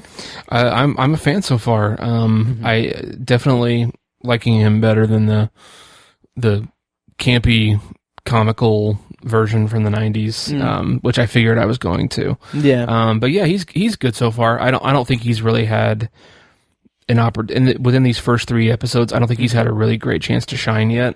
Sure. Not to say the writing's bad or anything like that. I'm just saying he hasn't gone full Randall Flagg yet. Like, he's not getting desperate yet. He's not just being ridiculously violent. But yeah, I'm a fan, and I really like the format that they're going with for the visions of him. Oh, interesting. Okay. I'm really digging that. I think it's because, it's clear that someone's having a dream or a vision, but it's not like some weird wavy background or something shitty. Like, I don't know. I just kind of like it. I think it was a good idea. I'll meet you halfway. I appreciate what they're going for. I just feel like the actual set of it is a little just empty, and it's kind of similar to like the scene in the miniseries, in the 90s miniseries, where him and Dana Jurgens are in just this empty room. Like, it just feels like there's not enough like to dress up that scene, that location. It's a minor nitpick, but it just feels a little weird. And the fact that they keep reusing it for everyone's visions of him is just like, okay, that's whatever. I agree with that, but they're also each time it's tailored for the person. That's fair, yeah. Yeah, because there's like the whole, I think when he was talking to, is it Harold? Yeah, when Harold sees him, there's like the neon signs of like the women, like the strippers, and Nicky Andros had he had the blackjack table. Yeah, I thought that was clever, and like they put there's a unique twist on each one, I guess. Yeah, and I'll concede to that point and say yes, I do agree that they do change it up. I just think that the broader background, like the kind of the way that it looks in the broad sense of it, just looks a little like if you bump into one of the big ass boulders and stuff, it'll be styrofoam. Okay, all right. Yeah, that's my thinking on it. So, okay, yeah. So yeah, the desperation in Lloyd's voice and everything in his performance is really good. Yeah. And I think that this scene with him freeing him from the cell is the strongest that the show has been in these 2 episodes in terms of writing. Like, they really kind of brought it for Randall Flagg in this scene. Yeah. And Alexander Skarsgård's amazing at just doing that charm manipulation thing, like when he's like, I just had a big meal with, so, and he talks about like gravy and fried chicken or something, like whatever he says. It's just like he's really selling this, and like you see Nat Wolff's performance being like, yeah, well, like being mesmerized by it. I think that is perfectly Randall Flagg in depiction. Agreed. Yeah. So let's go back to Larry Underwood. Yeah. So I have a couple of notes, I have Larry and Rita versus Larry and Nadine, that we can talk about, and then we can talk about Larry in the Boulder Free Zone. So yeah, let's talk about the depiction of Larry and Rita post, like during the outbreak, and Larry and Nadine as they make their way to Boulder. So this is, of these 3 episodes, this is the best way that the show has utilized the nonlinear structure, in my opinion. I think that there is a really interesting case to be made for the characterization as it relates to the nonlinear structure in this episode of Larry Underwood, played by, oh God, what's his name? Yovan Adepo? Yeah. I may be mispronouncing that, but blown away by something about him is just perfect for me. I love this casting. He's been good, yeah. And his performance, sure. It's really good, and I like the way that it depicts Larry and Rita like right at the outset of it, and then you see the growth in the way that he is with Nadine in the later in the chronology of it, and I like how those are spliced and intercut between like the overall thing of him being in the free zone. Because you get the sense, at least I got the sense that, and even this is maybe a hollow thing because I know the actual like intricacies of the characters and everything from the book, but I like the way that you see Larry being short with Rita and being kind of like using her, not necessarily using her, but being in an intimate connection with her, or forming an intimate connection with her, and then like willing to just kind of abandon her when she is ready to, like when she tries to escape from the sewer and everything, and just like going off on his own. I think that speaks to the pre-committee member Larry Underwood and pre-Nadine Larry Underwood in an interesting way. Yeah. And it's counterbalanced by the scenes with Nadine where he's bringing her food and he's bonding with Joe. I just really think that this is where this is the biggest strength so far of the nonlinear format. So yeah, how did you feel about that? Did that connect with you? And how did you feel about those pairings throughout the episode? Yeah, I agree with that, and I think it's interesting the kind of the three women in Larry's life that we know of that he kind of had romantic encounters with. Nadine, Rita, and then Lucy Swan. It's in a miniseries we didn't have Rita, right? Just Nadine in New York, which I thought was fine. But I'm curious if they're going to use all three in this series. Me too. It's going to be interesting to see how all those play out and how the evolution of his character in relation to all three of them will be interesting. And also, I think Lucy Swan is going to be in the series, right? I actually don't know. I feel like they have somebody cast for her. I feel like they do because I was noticing. Oh shoot, never mind. She may not be in it. The actress Julie Lawry is going to show up later. Yeah. The actress who plays Julie Lawry Catherine McNamara. Yeah. She's an attractive blonde woman, and Amber Heard is an attractive blonde woman, and Heather Graham is an attractive blonde woman. So it's like he has a type. He certainly has a type, right? But I think that's important for his character and how he relates to them. He sees all three characters or all three women in each one of them, if that makes sense. Yeah, and I'm trying to remember if his one night stand was an attractive blonde lady. No, she wasn't. No, okay. She wasn't. But which, by the way, that scene, it's not stated this way in the miniseries, but I remember because she says, "You're not a nice guy," and throws shit at him as he leaves. He's like, "You're not a nice guy." She's like, "You're not a nice guy." But I think in the book and in the narration of the audiobook, I think she says, "You ain't no nice guy." Right. You ain't no nice guy. And so anytime I yell at my cat to not do something that she's not supposed to be doing, I just imagine her yelling like, "You ain't no nice guy." Oh my god. Yeah. So anyway, of course you do. But that's interesting. I do definitely see that kind of parallel, like the blonde attractive woman kind of Larry Underwood thing. Right. And I think it's I really liked when he meets Rita, because I think it's pretty obvious that she's sitting on the bench in the rain, looking at the pond. She was about to kill herself. Yeah. And he didn't pick up on that. I weirdly didn't pick up on that either, but that's really? absolutely right. Because she has the gun and everything. Yeah. And so she's already suicidal. And so I think it's just kind of a happy accident that he found her, and he feels guilty for her suicide because of the way he treated her. And I don't think he treated her really badly in this series. I mean, I think he kind of, I don't think him breaking away from her was, I think it made much more sense in this series than it did in the book. Yeah. Much more justifiable, I'll put it that way. Yeah. Because she was being a little bit irrational. But he feels guilty for her suicide throughout the book. But it's interesting. I don't think in the book it was so clear cut that she was suicidal.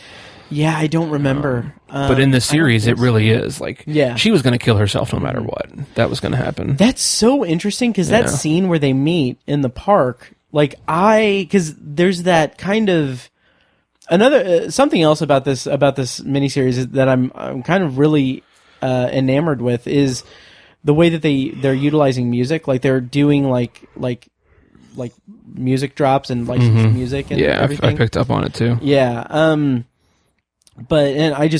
really liking the choices that they make throughout those episodes. But when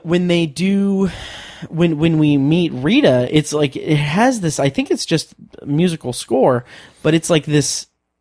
It's like this kind of more kind of otherworldly type of tone. I don't know enough about music to really pinpoint and describe it, but my memory of it from watching the episode is that it's like this weird, like, ephemeral kind of music. And my read of that initially was that, oh, this is like a weird, like, twisted, like, meet cute between them. And that like, this is just showing that they're going to have a strong bond and everything, so that when everything happens later, like, you know, it's a shock. But now that I'm thinking about it, if that wasn't the intention, or if it was the intention, additionally to that, I think that is also signaling to us that she is, like, contemplating suicide, because it is a very weird, like, haunting kind of score. My memory of it. So that's interesting. That just completely recontextualized that scene for me. Okay. So their bond is pretty cool. Yeah. They have the intercourse, which I thought was a really cool, like, intimate scene. Yeah.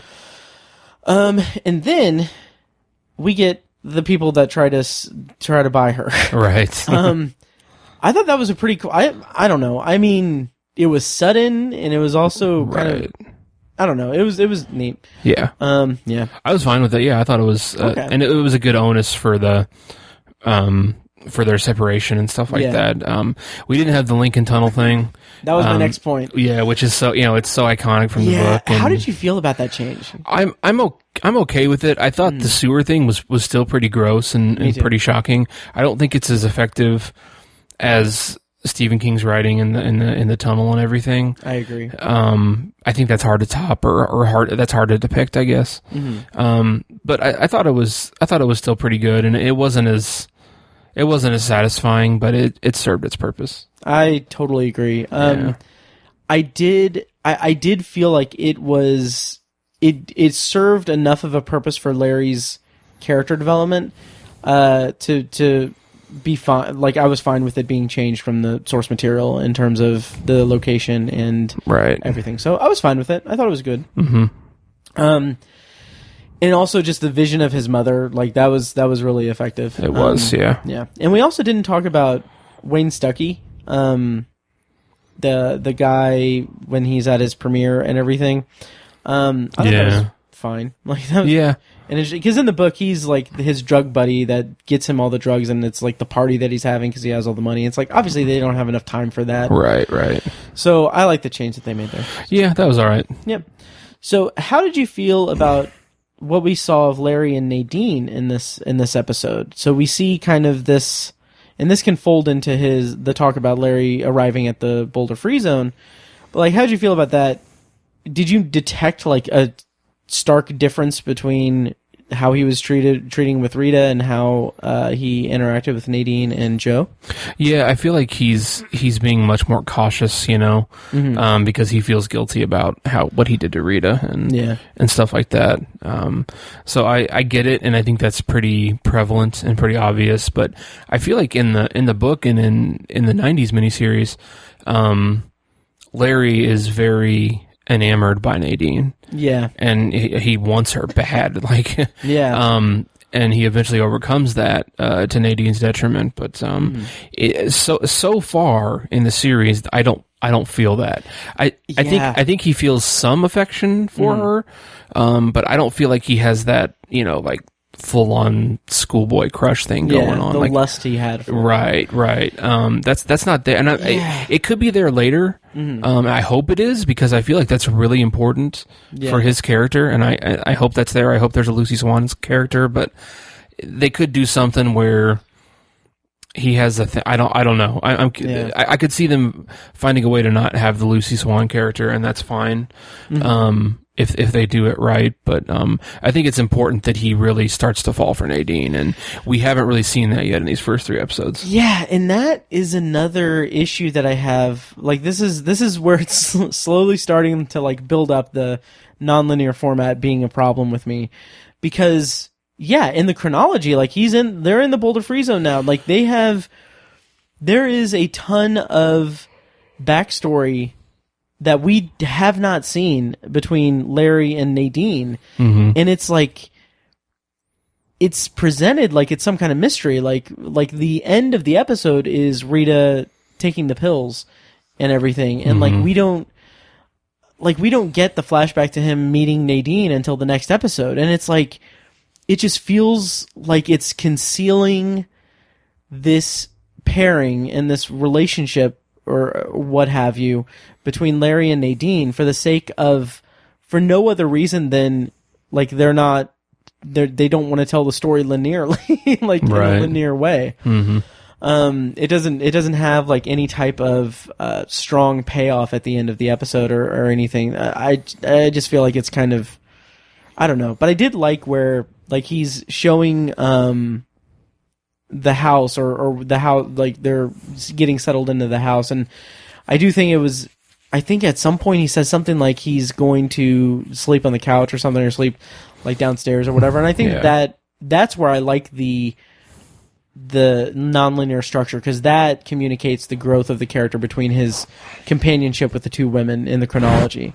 Right. But I just feel like the mystery of it all is kind of a little unnecessary when the characterization could be so much stronger. Right. I hope it's something they improve in later episodes. Me too. Yeah. So him in the Boulder Free Zone. So they have, and this will be the last thing for this episode, for this review of this episode, but he meets Stu, and it's this. This feels like it's just too much catching up. We need to catch up on what's going on, because they're not showing us anything that's happening in the chronology and everything, because we're just setting up characters and everything. So Stu is in the car with Larry, and they're like, "So how did you know my name?" and everything. He's like, "Oh, we all dreamed of Mother Abigail and everything, and then and she told us she gave us a list of 5 names, and you were on it." And then he's like, "Oh, okay, well, I guess I'm a member of the committee and everything, and I'm going to be in charge with the rest of you and everything." It's it's way too much heavy lifting in the story to have this information delivered through dialogue. Yeah. When they could have just done it in a linear way. Right.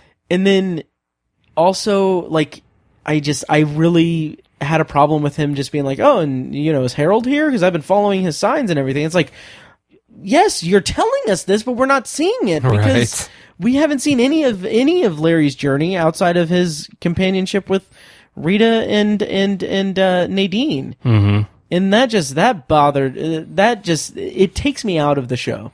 And it bugs me. It's tiresome. Yeah. Yeah, I agree. Yep. It's the issues you get with nonlinearness, but there's got to be a way around it. Yeah, and I have such a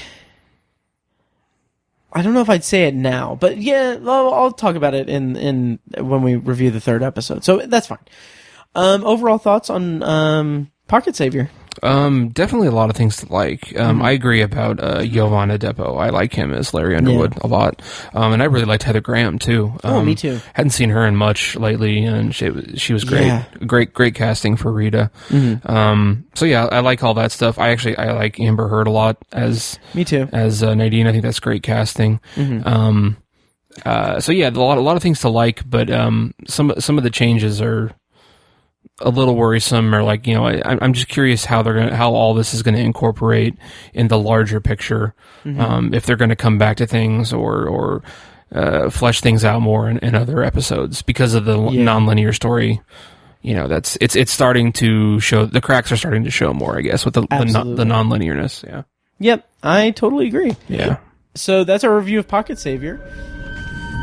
My name is Tom Cohen. I'm 42 years old and developmentally disabled.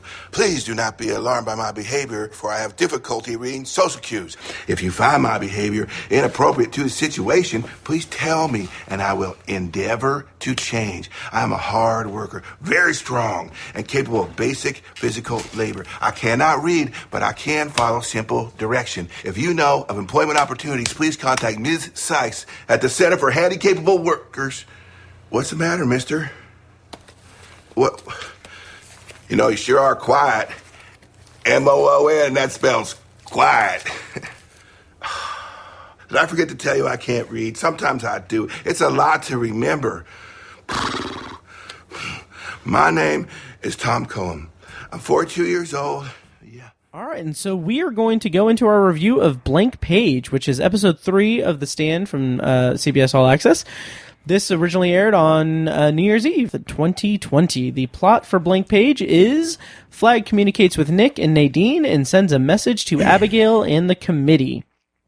So, Tiny, I have a couple of notes to delineate the different topics and everything. So I'm going to get us kicked off with the crucified Vegas guy that comes by and everything. How did you feel about that plot line and how it played out throughout the episode, culminating in his weird Flag speaking through him and threatening the committee and killing him? Yeah, I thought it was actually a pretty cool idea. I actually liked it. I thought it was kind of a cool way to get the ball rolling there. But again, it's a little out of pace. Again, the non-linearness, it just feels a little out of place being introduced at this point. Because it's like, we don't even know how everybody got to the free zone yet, and it's just a little jarring for that reason. But I thought it was a good idea. I kind of like the idea of him showing up with the wounds, and then Randall Flagg kind of speaks through him, and he has this whole freak out thing. I thought it was an interesting, a pretty cool creative choice. Yeah, I'll agree for the most part. The thing that I had a problem with, and I also spoke to this kind of issue in the miniseries from '94, but I don't really like Flagg speaking to Mother Abigail or interacting with Mother Abigail directly. Yeah. If only because I feel like the strength of the story is that, first of all, the strength of the story is this unsuredness, like this uncertainty of whether or not things are real. Like actually having the committee members see Flagg speak through a guy with crucifix wounds that stumbled into their town, and actually like threaten directly everyone. Like that feels like a misstep, because the dreams are what fuels the, fear of the Dark Man and everything, and actually having like a physical representation, even if that in that brief moment, and that physical display of supernatural ability and everything, just feels like a shortcut that didn't need to be taken. Yeah, I don't know. Fair. Did you? Yeah, that's fair. Yeah. Okay. Yeah. Not really much else to say about that plot line. Yeah. But there was a flashback to Stu meeting up with Harold and Fran. First of all, I love Owen Teague in this. Yeah. He's like, there's a lot, like there's a facial expression of this weird, like sarcastic smile he does after he like is like yelling at Fran, and like I have like a quick quote of it, but he's like, or you can throw in with this happy asshole who might be Jeffrey Dahmer or something, and then he does this weird like smile where he's like and like I just want to take the screenshot of that and like have that be like a reaction gif or something. But how'd you feel about this this introductory scene in the third fucking episode? I liked it quite a bit, actually. Nice. For the reason you just stated, and I like the way that Stu approaches, like, so that's one of the great things about the end of the world. You can pretty much take a piss wherever you want, you know. That was fun. I actually really like James Marsden in this scene too. Yeah. His cool-headedness, you know. Yeah. I think he is a fantastic Stu Redman. Totally. Yeah. Totally. And I love how Harold can't draw his gun. Yes. That's just perfect, Harold. Just awesome. I love that. But yeah, and it's kind of a fun departure from the book because, you know, this they don't meet and then separate in the book, do they? No, I don't think so. I think they just no, because they just meet up. They meet up and they're together from that point forward. Yeah, because that's the end of the first third of the book. Yeah, is them meeting. Yeah. So yeah, that's kind of interesting. I thought that was an interesting creative choice, and I think it inside this episode has a bit of payoff because later on Stu meets Glenn Bateman and he sees the painting that Glenn painted of her, and some of the supernaturality starts to flesh out more. Yeah. I thought that was a pretty good payoff. I really like that too. Yeah. I like everything about that aspect of it. Which, speaking of Glenn Bateman, I've got to say, for the record, I never had any doubt that Greg Kinnear was not going to just freaking nail this part. And he is such a great Glenn Bateman, in my opinion. Just hitting it out of the park. Just so great. Yeah, I love it. The just weird, sort of hippie-ish, sociological kind of guy. They don't really go into that much, but he's great. He's fantastic. Greg Kinnear always seems like he's so poised. Like he's so comfortable in every character he's ever played. Yeah. And I mean, whether it's Little Miss Sunshine or Something's Gotta Give. Sure, I never saw that. What's the movie with him and Jack Nicholson? As Good as It Gets. As Good as It Gets. Which is also the name of the band of one of our friends and Obsessive Viewer co-host, Mike White. Yes, it is. Check out their Patreon, patreon.com/asgoodasitgets. Yeah, so he's always just so...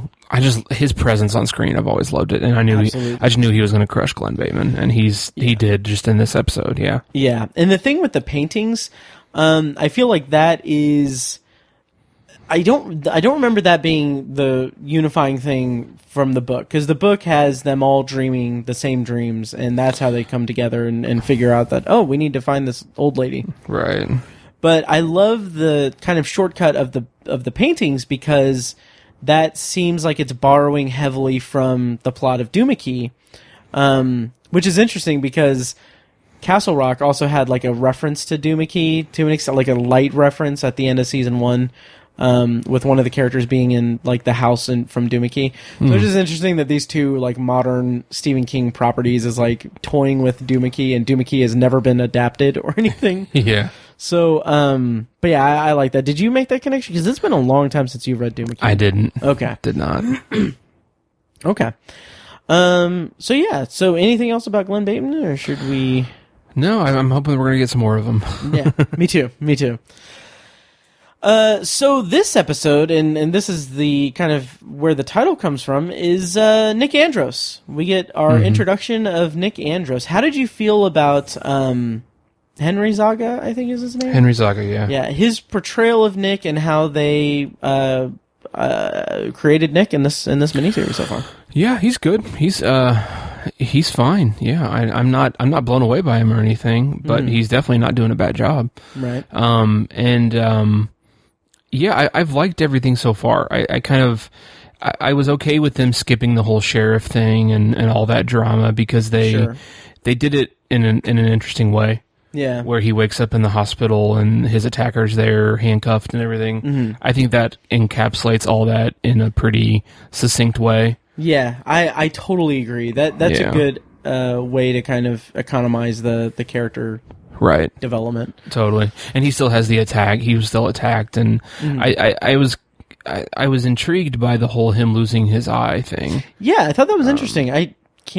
I don't know why. I think it was just another way for Randall Flagg to tempt him. Yeah, okay. Which isn't in the book. No, him being tempted like that. Yeah, it's really not, because I actually liked it a lot in the series when he has his vision. Yeah. And he's against at the blackjack table and stuff like that. I thought that was pretty cool. Yeah. I can't tell if it's supposed to be like since Nick isn't going to be his right-hand man, that's why he went to Lloyd, because non-linear. I can't tell. But anyway. Right, which one came first? Yeah. Yeah. Which came first, the Lloyd or the Henry, or not Henry, but the Lloyd or the Nick, I don't know. Right. But I like his performance, and I like that. I kind of, I'm indifferent to this idea that he is Mother Abigail's like mouthpiece, his press secretary, her press secretary. Right. It's I don't know. It's something. Like Initially, go between. Right. Initially, I'm not really a fan, but I could see it playing out in a satisfactory way. Okay. Like they might be able to pull it off, but like right off the bat, and when the concept was first introduced, I was like, okay, whatever. Yeah. I don't know. I'm not that receptive to it, but. I know what you mean. They also introduced Tom Cullen. Yes. And so this is maybe the one part of the whole series that I was most worried about, because, I was thinking how this book was written in the 80s, whatever, 70s, 80s, and the series came out in the 90s.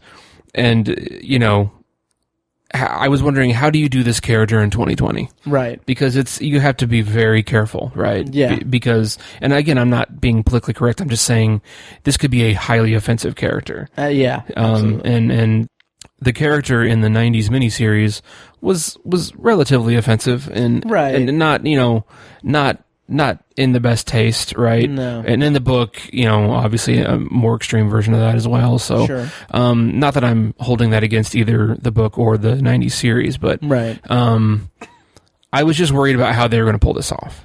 Mm-hmm. And with this first scene, this is all we have so far of Tom Cullen. Yeah. I think they kind of nailed it. I was really, really pleasantly surprised. I fucking love. I really liked it. Yes. And I'm a fan of his. Everything I've seen him in, he does a great job. Yeah. And I had a lot of confidence in him to pull this off, but I was like, it's going to be tricky. Yeah. And man, they threaded that fucking needle. Oh yeah. I am all for it. Yeah. I just wish we had more of these 3 episodes. Like, my kind of thing, and we can get back here. This might be a small detractor here, but the thing that I'm come unglued about with the nonlinear structure is that they have 9 episodes. And like, granted, I don't know the production schedule. I don't know how the production went or anything, but if they set out to make 9 episodes of this sprawling epic story that itself is split into 3 distinct sections, like, I don't mind them creating a nonlinear structure out of the story. I really don't mind that at all. I love it as an homage to Lost, and I think that given the proper guidance, it could be done particularly well. I don't think they're doing it well. What I think they should have done, and maybe I'll talk more about this in the next episode, but what they should have done is they should have taken the first 3 episodes and used that to set up the Boulder Free Zone like more properly, because we only see snippets. We see like throughout the first 3 episodes, we see them, okay, the body team taking disposing of the bodies and cleaning out the houses and stuff, and the church and everything, and and then suddenly there's a committee, and we don't see them like naming the committee, or we don't see them like doing anything there, and then like all of it's jumbled. But if they had done like 2 concurrent linear stories intersecting but taking place in different time frames in the chronology, having like the introduction of each character in the Boulder Free Zone, like each member of the committee and everything, and then flashing back to their experience in the outbreak, and everything, it would have been a much, much more solid first third of this miniseries. Yeah.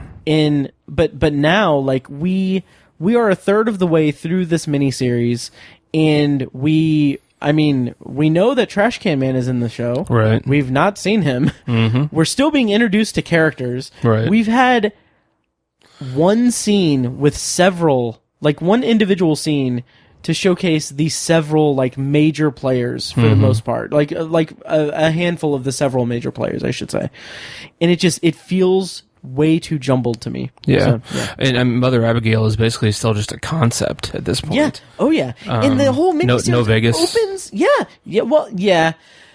I will say, No Vegas is fine because it does come up in like that's true. You're right, but the whole Mother Abigail thing, it's like the whole miniseries opens with a voiceover of her, like presumably the scene later, like that'll come later in the show where she's telling them to go on their walk to, right, everything, like to go to Vegas, make their stand, yeah, and it's like this is an ominous opening narration, but it's not like we get much of anything with Mother Abigail in these 3 episodes, right? Like at most we get, oh hey, she's Nick is going to be her voice and everything. And it just feels like very sloppy and way too dependent on the audience knowing the story before going into this weird structure. Right. Yeah. Anything else? No, I think that's good. How did you feel about the whole young Nadine thing? Oh yeah, I have a feeling you're not a fan of it. Honestly, I'm fine with it. Okay. Funny anecdote is that they couldn't get the rights, or they don't have the rights to use Ouija boards. Oh, really? So they just created a generic planchette game. Yeah, right. I liked that. I thought that was fine. Yeah. Well, it does. It again adds into the whole idea that it wasn't. That it was a premeditated thing by the Man in Black. That's true, and I mean, and that's true to the book. Like the flag was with her in spirit throughout, like her childhood and everything, and that's why she was saving herself for him and everything. So that's true to the narrative. Oh, okay. Yeah, like that scene, like there is a scene in the book where she, as a child, experiences that same thing, and then when she I forgot about that from the book. Yeah. Yeah, so that's true to the book, and I do appreciate that. And that also, now that you put that in my mind about, showing that he's a player in the bigger narrative and everything, that actually makes me feel a little bit more okay with the ending of the first episode. Yeah, his foot in the door. Yeah. Okay.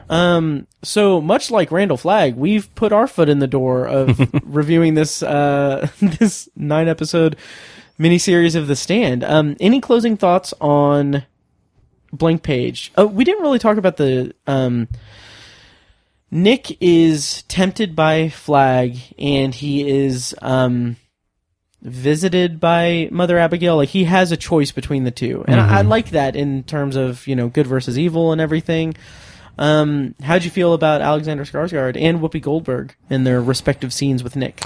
I feel like Whoopi Goldberg hasn't had a chance yet to just take off, and, I agree. And that's fine. But again, I really like the temptation scenes with the vision scenes with Randall Flagg. I for whatever reason they're working really well on me. I really dig it. I think he's very conniving and tricksterish and stuff like that, and not in a full-on comedy way like the 90s miniseries was. Right. He's doing a good job. Absolutely. They are of all the criticisms I have, like aside from all the criticisms I have, I will say without question they're nailing the tone of Randall Flagg. Both in the writing and in the way, like the way that they're holding him back, like in showing him and everything, and also just in the performance. Like Alexander Skarsgård is just perfect in this role. Best Randall Flagg yet.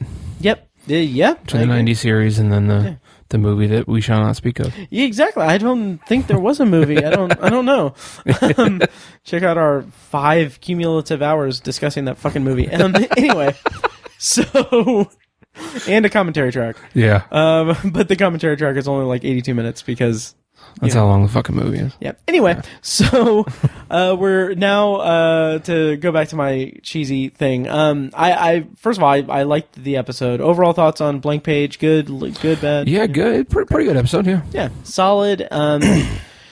Solid for me. Still a little bit shaky and everything. Hoping that it improves in future episodes, but still enjoying it because, I mean, it's a Stephen King adaptation, and it's a Stephen King adaptation of one of his most celebrated and most dense works of fiction. So I'm loving what they're achieving with it in general. Having said that, so that's like our 3 episodes and stuff. Like next up, we're going to the next episode of this podcast will be a discussion of the next 3 episodes 4 through 6, which the episode 4 is titled The House of the Dead. Episode 5 is titled Fear and Loathing in New Vegas. And episode 6, I believe, is going to be titled The Vigil. This is, we're recording this the night before the 6th episode airs. So, stay tuned for that. Closing thoughts for the episode, Tiny. Anything you want to say any more about the stand and the first 3 episodes? No, I'm just looking forward to more. Nice. Same here. And we will be back to discuss them at some point. So, so having said all that, once again, check out the Patreon that we do. It's patreon.com/obsessiveviewer. If you pledge $1 or $2 per month, you get access to an RSS feed with us just bullshitting. There's over 100 episodes on there of just us kind of talking and everything across all podcasts that we do. They're very lax, very laid back and informative, but there's usually a kind of specific, like, loose topic for all of them. So check it out. I'm actually really proud of that. It's what we have the clips of at the end of each episode. So check that out. Patreon.com/obsessiveviewer. That's at $1 or $2 per month. But if you pledge $5 per month, you get that plus exclusive commentary tracks. Right now you can get, for $5, if you pledge $5 per month, you get instant access to all of that plus, I think at this point, there's 7 commentary tracks on there, including the 2019 Pet Sematary adaptation. And and then if you pledge $10, you get access to early access and unreleased stuff. Right now, we have up there for the $10 pledge, we have that episode of Mr. Mercedes, the novel that we reviewed the novel like 2 years ago with the intention of doing a whole thing. But I went ahead and threw that on the unreleased side of the Patreon feed, and so check that out. So again, that's patreon.com/obsessiveviewer, and I think that'll do it for this episode. Yep. Yeah. All right. Well, thank you so much, Tiny, for chatting with me. Yeah. And long days and pleasant nights. And may you have twice the number.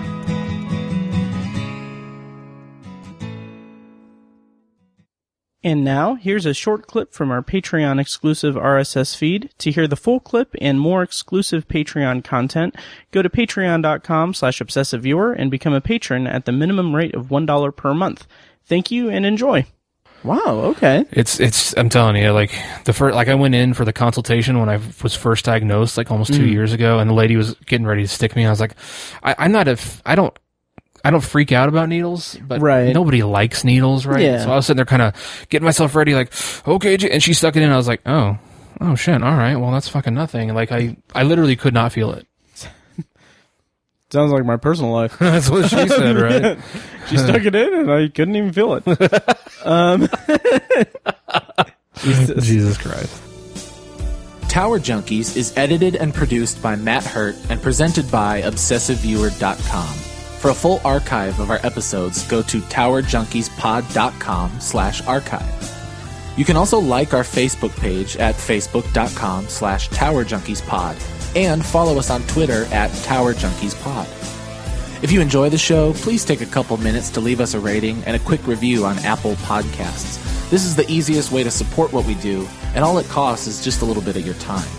If you'd like to donate to the podcast, you can make a PayPal donation at towerjunkiespod.com/donate or support us on Patreon for recurring donations and access to commentary tracks and B-roll audio recorded exclusively for patrons at patreon.com/obsessiveviewer.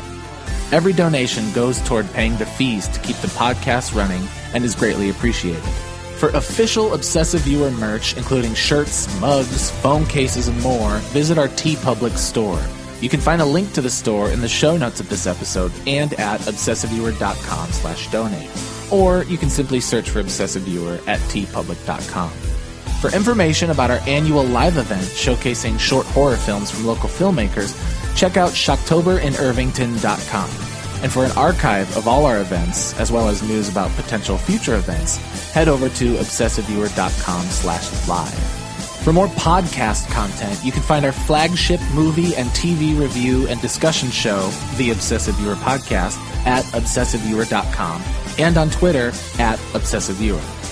You can also find Anthology, Matt's solo podcast covering The Twilight Zone, and other classic and contemporary science fiction anthology TV shows at anthologypod.com and OV Anthology Pod on Twitter. And finally, check out The Secular Perspective, Tiny's side project podcast, which tackles current events and life's big questions from the perspective of secular hosts Chad and Amanda at thesecularperspective.com. Music for the podcast is provided with permission from Fingers T on YouTube. Additional bumper music is provided courtesy of As Good As It Gets, which can be found at facebook.com/asgoodasitgetsband. Thank you so much for listening. Long days and pleasant nights.